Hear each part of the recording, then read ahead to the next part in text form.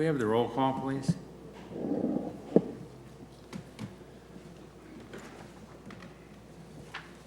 Jamie Girardi, Here. Don Anderson, Here. Peter Hansel, Here. Roberto Size, Here. Christopher Poole, Here. Chris Williams, Here. and Chairman Charles Gray. Here. All right, and if we could have the proof of publication, please. The items were published in the Tampa Bay Times on August 25th, 2021, and September 22nd, 2021. All right. I'd like to welcome everybody today and to the Planning Commission meeting. We want to swear anybody that plans to give testimony today, so if you plan to speak today, if you please stand up and raise your right hand and be sworn. Do you swear or affirm the testimony you're about to give is the truth so help you God? Thank you. Thank you again. Welcome. We're the Planning Commission, and we meet twice monthly, and we serve as a local planning agency, and we hold public hearings to transmit recommendations to the Board of County Commissioners on comprehensive plan amendments, land development code amendments, rezonings, and conditional use requests. The Planning Commission is the final decision-making body for special exceptions, certain appeals, variance requests, and certain alternative standard requests. However, final decisions may be appealed to the Board of County Commissioners. If anyone here is in opposition to any comprehensive development code amendment, rezoning, conditional use, or any item where the Planning Commission transmits a recommendation to the Board of County Commissioners, it's important for you to attend the appropriate Board of County Commission meeting. For those of you who are not familiar with the procedures here, we have really three sections typically.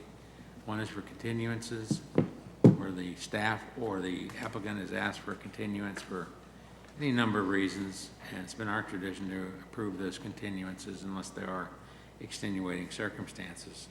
We have a consent agenda, and those are applications where the staff has not objected and we have not received objections from the public, either verbal or written, and those items will be gone through one at a time. If there's anything on consent agenda today that someone here would like to have heard as we read it off, then please raise your hand. We'll have a poll for consideration. And it'll go on to the regular agenda, which that's the third section for items that are not continued and not on the consent agenda. Applicants will have 3 minutes to make their presentation, and the questioners or our objectors will have 3 minutes to state their concerns, and then the applicant will have a time to come up and respond to those concerns. If there has been a request for extra time, at least 24 hours prior to this meeting in writing, that time may be granted, or some version of it may be granted. This is a good time for anyone who has a phone in your pocket to put it on the silent position so you won't interrupt anybody that's speaking. And also, this is a time for anyone who may be here to talk about something that is not on the agenda. Please raise your hand. Let me know if there's anybody here to speak something that's not on the agenda. I don't see anyone. So for Denise, I guess we can get started. We don't have any minutes to approve, so it's all yours. Thank you. Denise Hernandez, Planning and Development. I'm going to start with item PC1. PC1 is PDD 227562. It's a zoning amendment in the name of Barbara Burns Alcock, David E. Burns, and James Burns for a change in zoning from AC Agricultural District to an AR5MH Agricultural Mobile Home District. Comes to you with a recommendation of approval. Okay, is the applicant present? I don't see the applicant in the audience, nor do I see the applicant on WebEx. Okay, is there anyone here to object? I see no objections. Continue. Item PC2 is PDD 22CU02. It's a conditional use request in the name of Focus Forward Solutions LLC, Fields Farm, It's for conditional use for a private motocross track for personal use in an AC agricultural district. Comes to you with a recommendation of approval with conditions as included in your agenda packet. All right, is the applicant present? Anyone here to object? See no objections? And I don't have anyone signed up to speak on WebEx on this item, nor have we received any objection letters. All right, and the applicant doesn't want to speak? No. All right, very good. Next. The next item will be removed from the consent agenda because we do have someone here to speak on the item. And on that item, you have granted 5 minutes to Mr. McManus and 10 minutes to the applicant. All right, very good. So, so we have no items continued. We do have 2 items on consent. Do I have a motion to approve the consent agenda as submitted? Motion to continue, or motion to approve the consent agenda, PC1 and PC2? Second. We have a motion and a second. Any further discussion of the motion? Signify, for approval, signify by saying aye. Aye. Opposed, like sign. Okay, those carry. Thank you. Now we're on to PC3.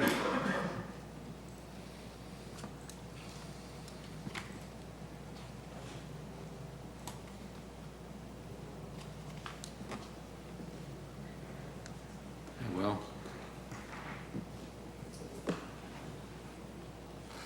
Good afternoon, Planning Commission. Will Pooms, PE Senior Engineering, Current Planning, here for PC3 item PDD 22-CU01. It's a mining operating conditional use amendment request for an existing sand and lime rock mine.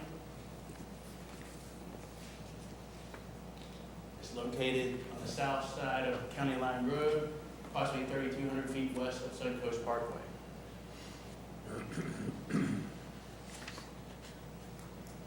Conditional use petitions under CU 21-25 by the applicant K&M Pasco 130 Holdings LLC. And they're filing for a mining operating permit and conditional use permit amendment for existing sand and lime rock mine with no blasting in AC agricultural and AR agricultural residential districts.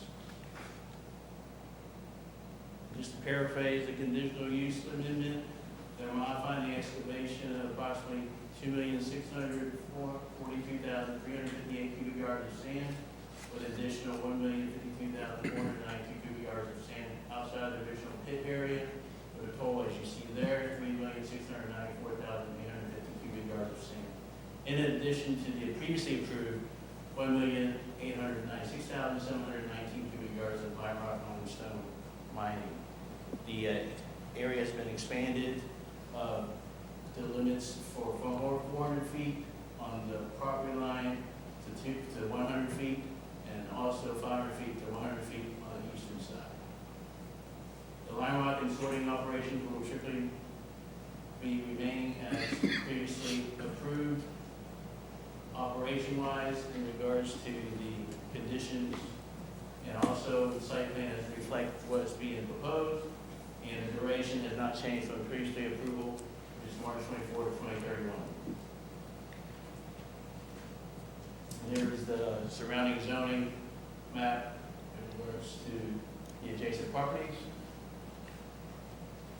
future land use, residential district. Here's the amended sign mining area site plan.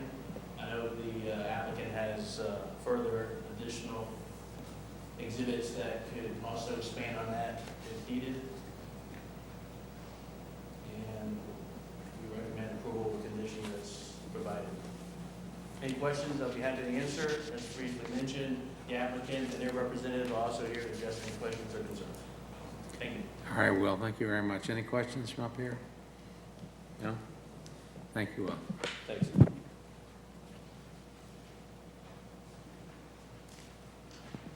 Mr. Chairman, I'm not sure which mic is which. Do I need both?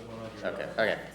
Clark Hobby, Hobby and Hobby, PA, 109 North Brush Street, Tampa, Florida. I have been sworn here on behalf of the applicant and the owner of the mine. Our clients operated this mine since the original approval in 2009.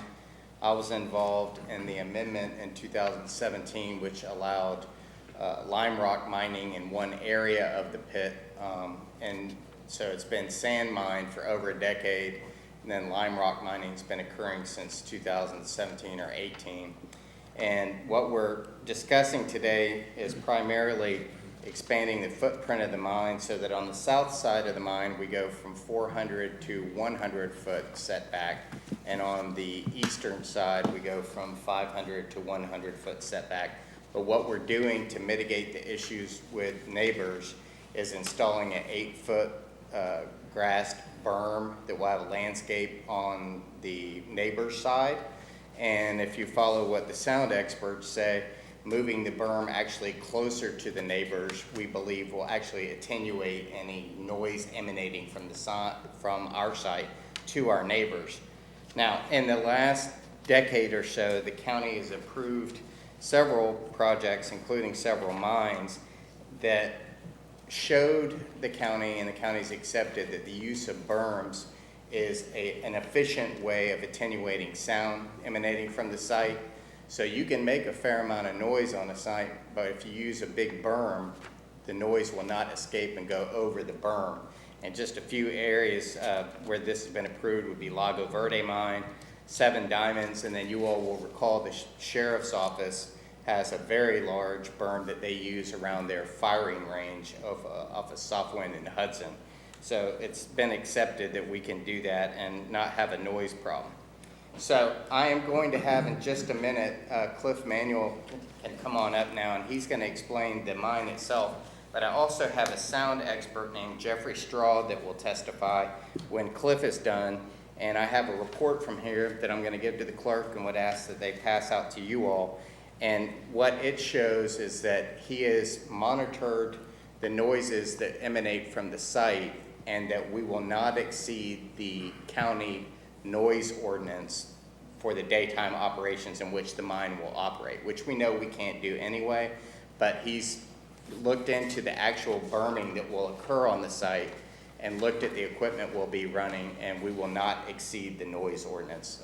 If I wasn't able to show that today, I wouldn't be here today. So in any event, I'm going to pass these out. I'll be happy to answer any questions, but I'm going to ask Cliff to come up and just explain the berming and the proposal. Have a motion to receive and file. So moved. Second.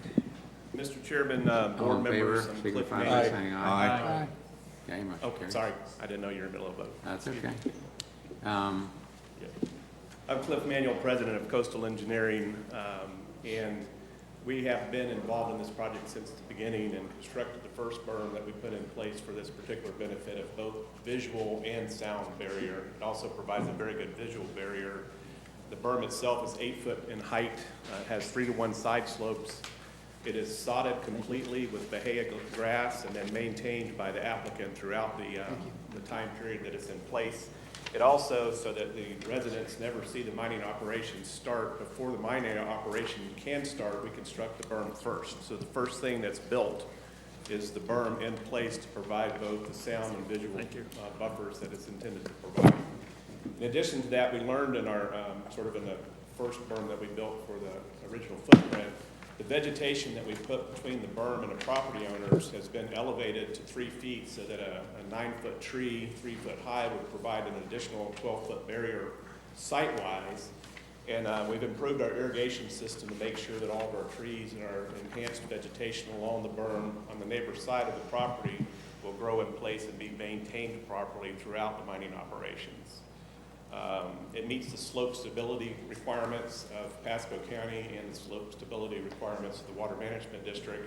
And if there is any erosion that ever occurs on the berm for whatever reason, the mine operators repair it and resod it in place to make sure it maintains its integrity. And I'm here for any questions y'all may have related to that part of the discussion. Okay. Anything from up here? I have one question. I noticed on one of the comment cards, one individual by the name of Mr. Reyes, he indicated that the concern that he had was the dust on the road. Could you elaborate on that, please, if it is an issue? I think the question was, there was a comment at the community meeting at which I was not present about dust on the roads. Do you know if that was dust on our access road or if they were talking about the roads to the south? reason why I bring that up, Mr. Hansel, is there are 3 or 4 very long, washed-out dirt roads on the south side, and they have, I think, a fairly extensive dust issue. We don't access those roads. You might have been talking to someone who was talking about dust on the north side, but our access road is paved the last, I think it's 1,000, 1,200 feet, so I'm not sure. It was in Do you know reference what to the the comment comment, it was in reference to this comment card. I I just- know Cliff was at the community meeting, so he may know. Okay, The good news is, for whichever citizen was concerned about that, the dust abatement and control for both our access road, which is now paved, and any lime rock roads on site that we use, we still have to maintain that dust abatement. We do have, when necessary, watering trucks to keep dust control down. We don't want the neighbors to be in a dust cloud during operations. Going back to the berm, the other benefit of a berm, 8 foot high around a mining area, as the mine expands, it goes deeper. So the berm starts out at 8 feet, and then it goes to 9 feet. And, as you go down, you get deeper and deeper. But the dust control and abatement for our systems keeps the dust and the work inside that bermed area, and we haven't had any known complaints from residents other than that one comment. But I would assure y'all that we will address dust control, because that's a big part of our operations that we don't want the neighbors to be concerned about. thank you, I appreciate that. Just let me finish real quick, because in his last sentence, he said that he would like it paved. Is that a possibility, or is? He must be talking about the Lime Rock Road Southwest possibly that we maintain. That's not clear to me. Yeah. We did pave the main part of our access where all of our truck operations are near the control and loading area. And then the entrance now is paved, so I'm not sure exactly where he would be speaking to that issue. But the overall feedback I can provide you is dust abatement is a part of our mining plan, and we would not want to have uncontrolled dust or unmitigated dust as part of our operations. Thank you. So the haul roads outside, into and outside of the mine, any roads that are hauled on, those are all paved, correct? We only have one. This is Clark Hobby again. Our haul route is that long skinny piece going Right. to the north, and so we really don't have any neighbors up there, and that's paved, and then all the on-site stuff is all sprayed continuously. Okay, and So they- I suspect that the neighbor, again, there are these 3 or 4 roads to the south that we've never accessed. Okay. They're terrible roads, and I'll tell the planning commission, we have for free for many years graded them with our equipment just to help be a good neighbor. I understand that maybe that hasn't always been done the last few months or a year or something, and I plan to talk to my client about continuing to do that to be a good neighbor, but their roads are really not great to our south, Okay. which is why we never used them to begin with. Okay, yeah, just to follow up on what Mr. Hansel said, I saw that same comment. I want to make sure that the haul roads that you guys actually physically haul your trucks on are all paved. That's, Jerry did say that. Okay. was the south. okay, that our operator said that they were talking about the roads to the south, which are off-site, that we don't use. Thank you, Mr. Poole. Then lastly, we have our sound expert that I wanted to have give a little bit of testimony and who had the letter that I just passed out. So I'm asking Denise and staff to promote him. His name is Jeffrey Straw. He's with the firm of Geosonics. Jeff? Mr. Straw, if you would provide your name and address for the record and state whether you've been sworn. My name is Jeffrey Straw. I'm Vice President and Area Manager of Geosonics. Our office address is 6900 Southwest 21st Court, Dade, Florida. I was sworn, but it was muted, so I don't know if that counts or not. Yeah, if you say you were sworn, I'll accept that. Thank you, Mr. Chairman. Our comments today are related generally to noise. We have been asked to review that. My background is 44 years worth of vibration and acoustic consulting, the last 42 of those in the state of Florida. I've had the honor to present before your board before, and with the other minds that were mentioned, we were an expert accepted in the area of vibration as well as acoustics. What I have done for this project is look at the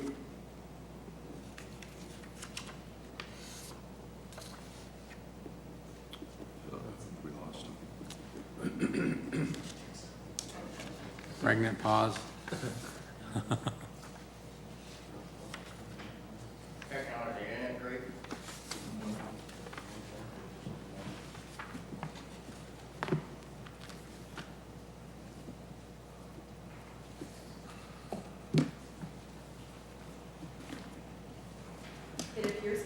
on his end, not on the end, not on this end. Mr. Chairman, in the interest of time, I think we have maybe one person here objecting to it, and maybe we can see if he can reestablish his connection. Okay. We can just kick that time into our rebuttal time. That'll sound fine. That sounds fine. All right.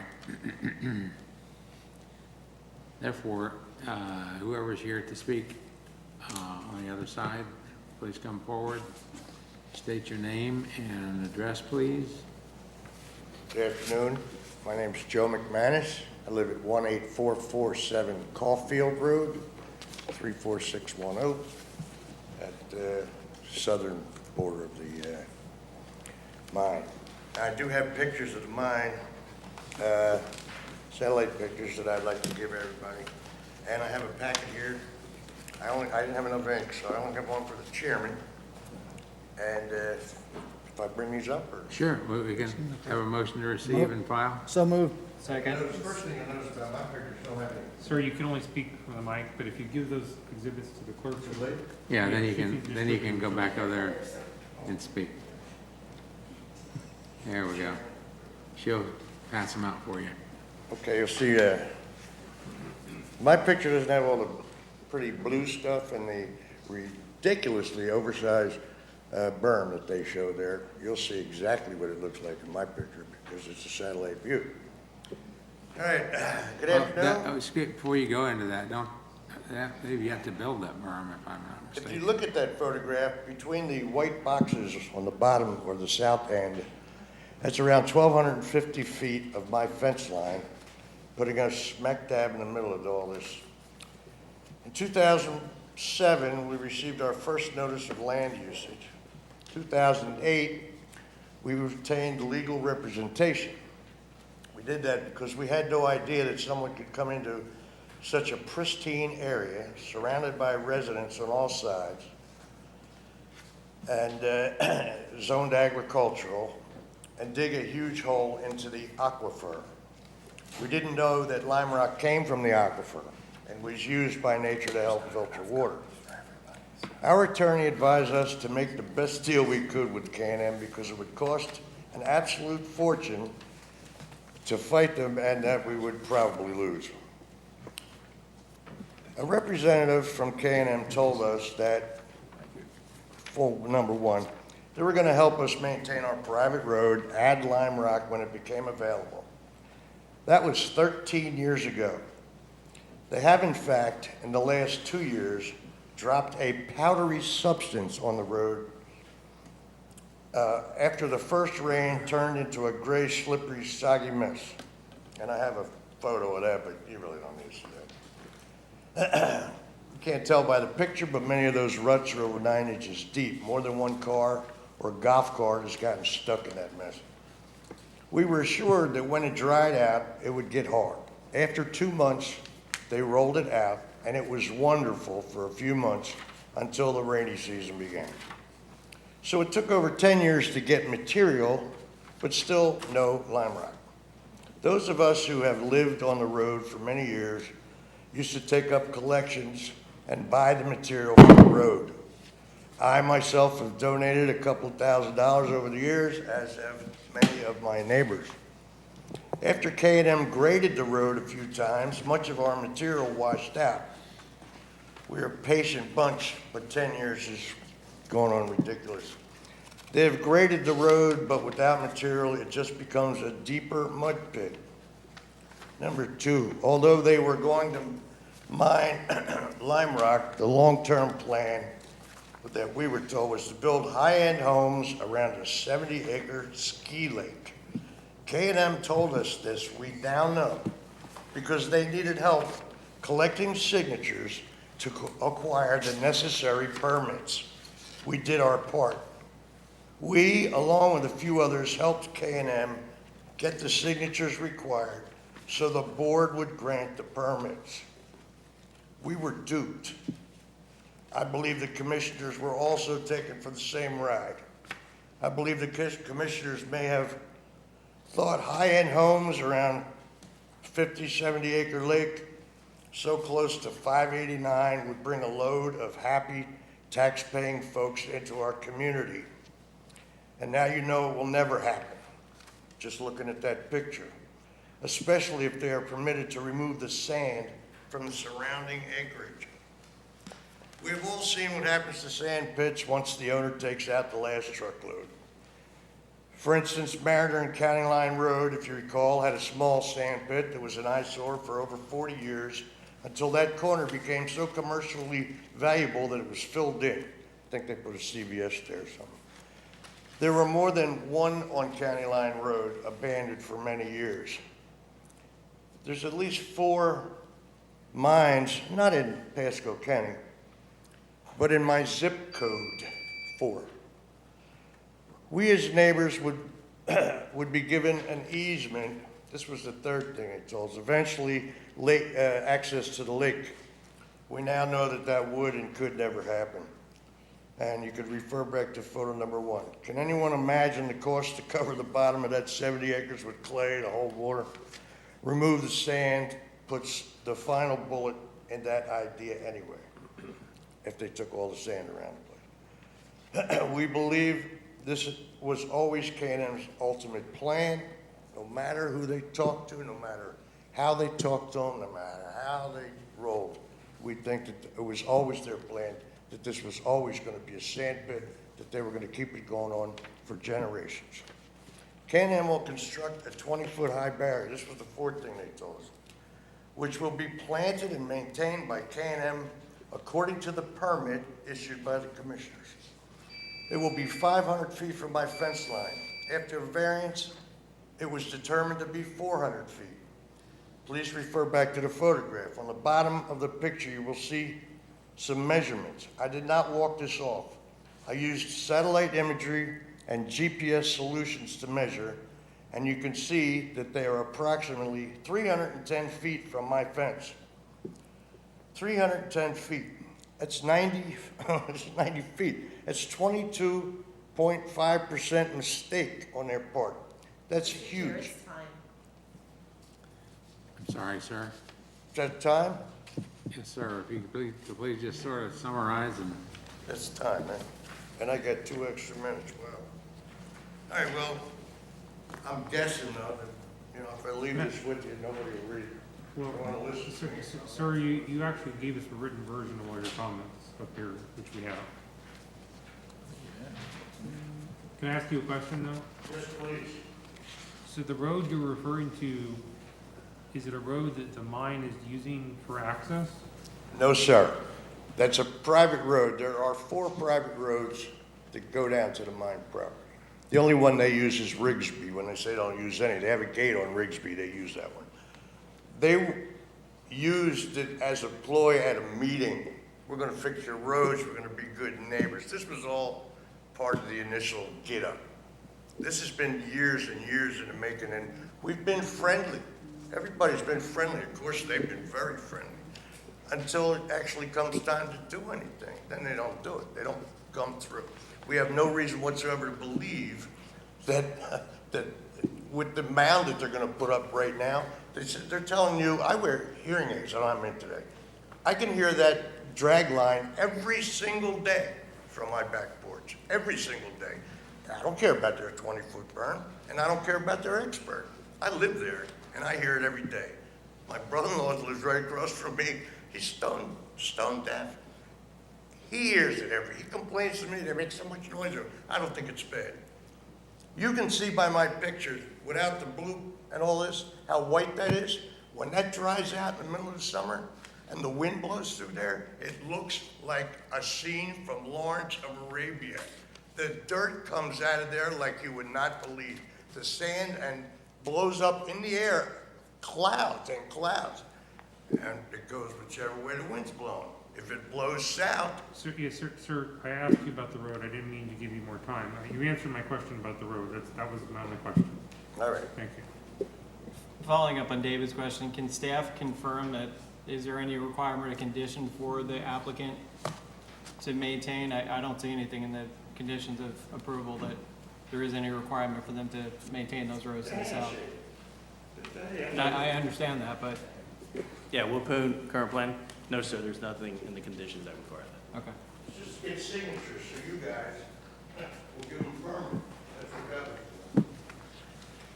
Mr. Chairman, before I set Mr. Straw loose, I do want to correct the record about the road maintenance. I was there when the conversations were taking place with our neighbors in 2016 and 17, and we told them to be good neighbors on a non-contractual basis. We would try to help them with their roads, because the roads have been horrible since this unplatted subdivision was built 40, 50 years ago, and we maintained it for a number of years. I think what happened was we had a changeover in staff on the site about 1.5 years ago, and they might not have known that this good neighbor policy was in place. And I'm committing on behalf of my clients today that we will go back to doing what we said we were going to do, and we'll periodically go out and grade or make their roads more passable, because they're very bad roads, and I freely admit that. We don't access them. That was never part of the approval, but we'll do that just to be a good neighbor. And I'm sorry if they haven't been done in the last year or so. I didn't know that until today. So I apologize for that. We did not, we didn't go out and ask people to do things that were improper during the previous approvals. I could tell you none of that occurred because I was there. We didn't make any promises that weren't on the record to our neighbors. We want to be a good neighbor. And again, actually the way, and Jeff can explain this now when he finishes his stuff, but moving the berm closer to the neighbors with the landscaping, I believe will actually help both visually and acoustically with abating any noise emanating from the site. So, and then when he's done, if I could have just a second, because Cliff knows the site very well and can talk about the dust allegations. So if I could, Jeff, we can get you promoted again. Clark, is there any berm there now? There is a berm, but see, again, the problem is the berm is 400 feet off of his property line, so he's got a wide open area. The sound can actually go, there's enough room for it to go over the berm. Now we're moving the berm closer to him, and it'll do a better job attenuating the noise for the neighbors. What's the current dimension of the zone, or of the berm? I'm gonna have Cliff answer that. He knows all the technical side of it. Thank you, Clark. So the berm that's out there today, that will be reconstructed if this is approved, is 8 foot high, the top's about 5 foot wide, the base is about 55 foot wide with 3-to-1 side slopes. So it's 8 foot tall, 55 foot base. It's rounded and kind of kept on the top at about 5 feet, and then it's sodded in place with Bahia grass. And that's the new berm, not the one that's there now. The one that's there now is that, and we're moving that berm to the new location. So we're taking that berm, if this is approved, and sliding it, reconstructing it in the new position, and then From 400 to 100? redoing the vegetation and landscaping. Is that correct, from 400 to 100? Yes, sir. And it's 100 to the toe of slope, so it's not to the center line of the berm. It's 100 clear feet to the toe of slope, and then another 55 feet before you get to the other side where you start dropping into the mine. So when you drop into the mine, it's 155 feet before mining starts. Okay. Any other questions? I guess I have a question for staff. So there's already existing conditions on this mine that their noise can't exceed 66 decibels on weekdays and 55 decibels on weekends. Actually, that's at night, I think, David. Well, it says at night and on weekends. Because I was confused by that until I saw Yeah, it. it says 55 decibels between the hours of 7 p.m. and 7 a.m. on weekdays and all hours on weekends. Yep. So, and then there's another condition that says they have to control all fugitive dusts, and they have to have appropriate dust control techniques, and they have to do those at the applicant's expense whenever we determine dust control becomes necessary. I guess my question is, have we received any complaints that the applicant has violated either the noise condition or the dust control condition? Or have we had to warn them about dust control and told them to do dust mitigation, I guess? Will Poon, current plan, no, sir. There's been no complaints or phone calls or emails or anything of that complaining in regards to the dust or noise. So that's the remedy. If you receive complaints, then you can act on it. Yes, typically what we do is we address it with the applicant and so forth to address those concerns. And we have not received any of those complaints. All right, thank you. As a follow-up to David's question, has there been any physical noise monitoring that's been done at Mr. McManus's property line? Maybe Mr. Straw will have to answer that in his Yeah, testimony. maybe, I'm not aware of specifically near his particular property, but I mean, there are, certain requirements reporting Right. wise that they do, so. Okay, Typically, the county would not go out and take noise measurements unless there's a complaint. right. Well, I'm wondering if part of Mr. Straw's work out there, if he's actually done noise monitoring on that property line. I'll just Commissioner, defer to Mr. Shaw. And our answer is we have in the past. We have not done any recently. But when we looked at this, we used the measurements we had from the actual operation early on to make our calculations to ensure that they would be within the 66 decibel Mr. Goldstein talked about. We have not had the opportunity to go back out. It's not something that's done regularly. So this was performed with software as opposed to an on-site visit? We've been given this. No, sir, we did, I'm sorry, I'll let you finish, I apologize. We had done on-site measurements ahead of this. We did some in 2017. We did additional work in 2020 of actual on-site measurements. And then what we do is take that information, we have inserted where the berm is and its height. We've looked at it at its worst case. Mr. Manuel talked about as the pit excavates down, we're actually increasing the height of the berm as the equipment works further down in the hole. We've taken it as a flat level and it meets the criteria of the county.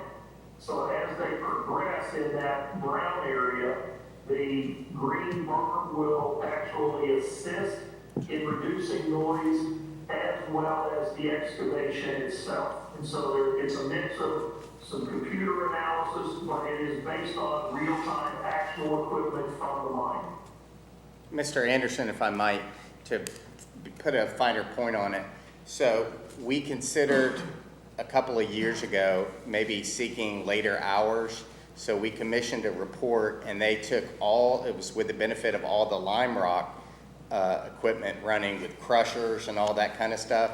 They monitored it all along our southern boundary and none of it exceeded the sound, the noise requirements in the ordinance, even without the berm being closer to make it better for sound purposes. Jeff, was there anything else that you wanted to add vis-a-vis your letter and our ability to meet the performance standards? I think the letter stands for itself, and the criteria is attached to the letter. I don't know if there's any other questions, but I'll certainly answer them. Any other questions from anybody up here? No. Again, Mr. Chairman, just if I might say one more thing, just to remind to put, again, a finer point on it. So this mine's been operating, I believe, for well over a decade. We have no complaints. All we're really hearing is people wish we would do a better job being a better neighbor and giving them some free road grading. And I'm here to say that we're going to go back to doing that. And I apologize if that stopped happening, but we want to be a good neighbor. We realize that with all the stuff we're doing, even when we're complying with the law and the conditions, we need to be a good neighbor. And I'm pledging to you that we'll do a better job of that. Thanks. Thank you. Okay. We have anybody else to give testimony? I don't believe we do. So if not, would I hear a motion? Motion to approve? I second. A motion and a second. Any further discussion of the motion? Signify by saying aye. Aye. Aye. Opposed? Like sign. Okay, motion carries. Okay.